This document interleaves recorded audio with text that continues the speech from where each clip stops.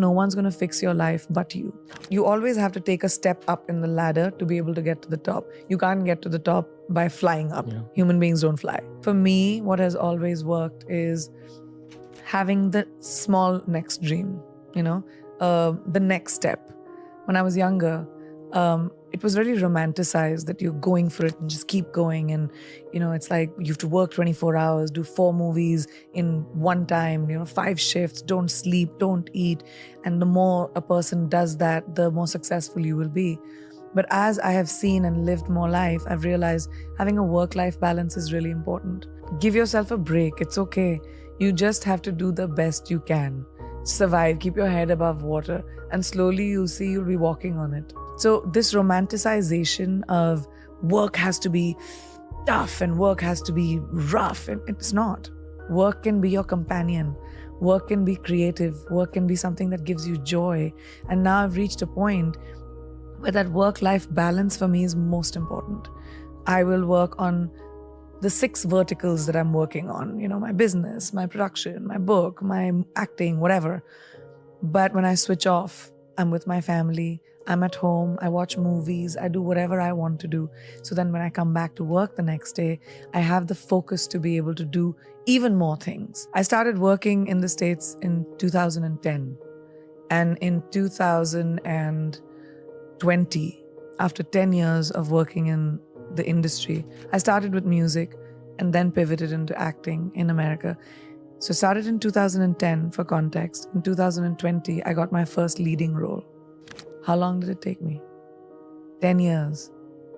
So people don't think about how much hard work, how much consistent knocking on doors, how much humility it takes to go to another country and start from scratch.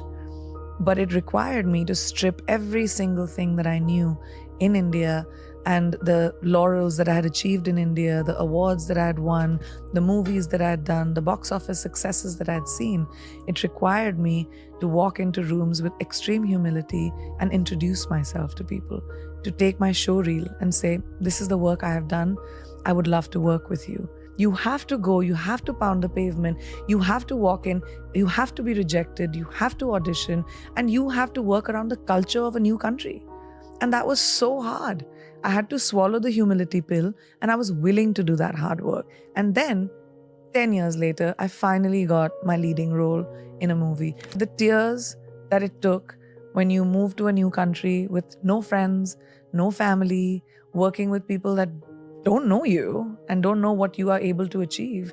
When I first started doing Quantico, my co-actors did not understand the hoopla around me. They were like, who is this person? Like, why are you, the lead of that was the first time I got a lead role in a television series. And they just couldn't understand why. And it required me to just, be humble and say, I'm okay, this is a new environment.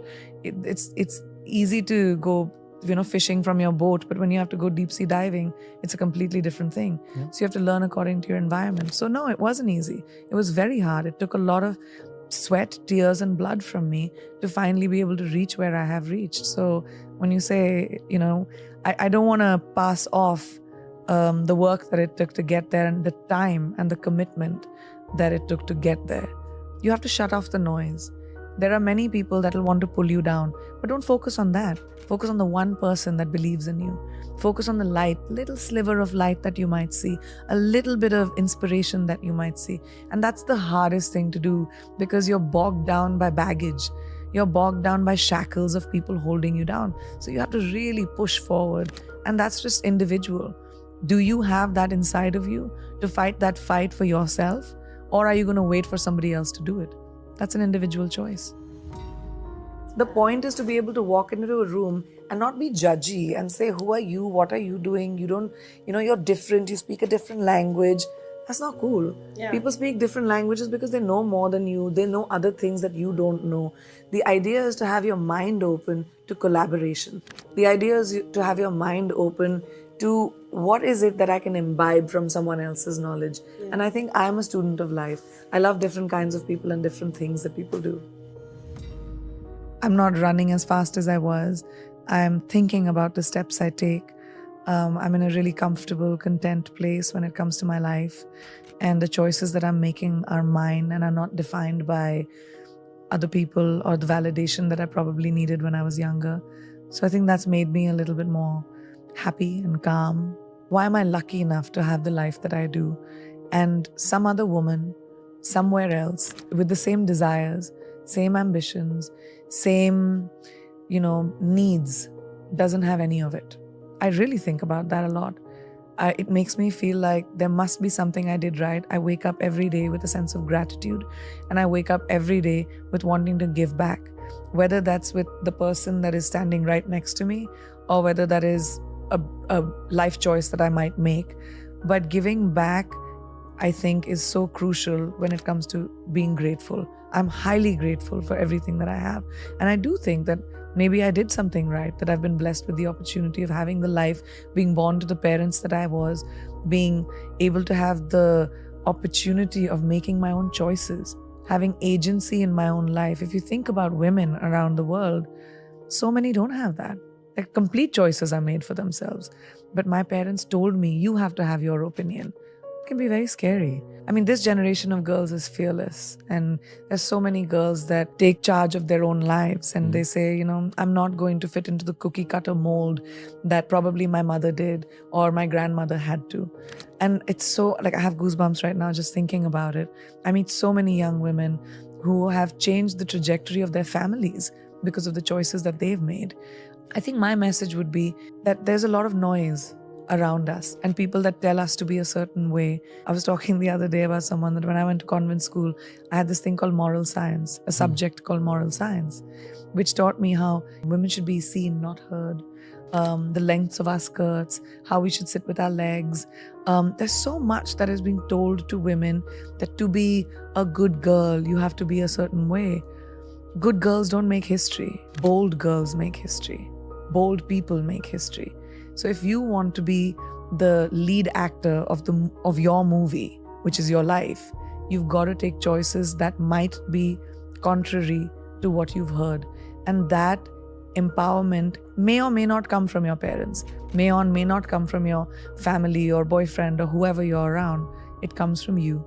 And that no one can do. If you don't have that encouragement in your home, try to find it in your gut, because no one's going to fix your life but you. I don't know. I don't think about the future. I'm not someone I plan for the future, but I don't think about how far I can go. I mean, who knows what my future holds for me. But what I can think about is my present. And like I said, I like to imbibe from people that I know. The reason I take new steps is because I see someone else doing something new and I'm like, what can I do that'll make me feel how I feel about this person? It's about that feeling. It's about imbibing from the people around you. And it could be someone you admire on television. It could be someone in your class. It could be someone that you work with. But when you see something that you admire about someone, imbibe it. And I just love the fact that you can have an idea today and monetize it. Why not? You're not just reduced to, I won't say reduced to because I come from a family of doctors and engineers, but at that time, in my parents' generation and the generation before that, it was doctor, engineer, lawyer, military, government job. Like those 5 or 6 things that everyone had to aim for. But today, I think my generation of parents are not going to have those boxes for our children, right? You have an idea, let's run with it. Yeah. I think that innovation is the only way to evolve. And if you're not evolving, you're stagnant, it's boring, bye, you should go to bed. So I think, but for me, that's a little bit of a struggle for me. I juggle a lot of balls and sometimes I'm just so tired that I don't pay attention to the next thing as much as I would want to. And I check the box sometimes and it works and it's okay because a lot of us do it. We just go to work and do the bare minimum, and I have to remind myself that the bare minimum is not my standard for myself. It always has to be more than the minimum. And you have to remind yourself to take some time out. You just have to take some time to whatever you want to do. Go to bed early, have ice cream, just feed your soul. When you feed your soul as a human being, when you're with your family, your friends, you laugh a little, you bring joy, innovation happens. Creativity comes from a place of feeling good with yourself. And I think the most important thing is to feed who you are, and then it just does. What is my best opportunity at 18, at 25, at 35, at 60? Who is it that you want to be? So age ain't nothing but a number. That's a real fact. We put too much equity on age. It just doesn't matter. What matters is what you do about your life in the moment right now. Keep the people around you that are your champions. And maybe this is also something I realize when I'm older, but I tell young people this all the time. Do not hang around with poisonous people. Do not keep people around you that are toxic, that mess with your brain. Keep people around you that are genuinely happy for you. Only people that are genuinely happy for you. And if that's 2 people, you're a rich person. I think the meaning of life is having purpose. We're born and we'll die. What you do in between that is your legacy. And if your legacy is, walking with sand between your toes and living in a shack and being happy and meditating, sure, it's an individual choice. Success is very subjective. To each person is their own. My success might be completely not attractive to somebody else's success. The equity that we put on, you're the most successful, one of the most successful people on the planet, whatever, great. That's my version of it. But somebody else's version of it could be completely different. But I really believe that what your purpose in life and what you do between birth and death is what counts. So the pursuit of anything else is just futile. The pursuit should be, what am I doing in my life? What do I want to do in my life? Who do I want to be? Who do I want to touch? What do I want to create? Do I want to create? Or maybe I don't want to create. And all of it is fine, as long as you're at peace with the choices you make. So make choices that make you feel peaceful.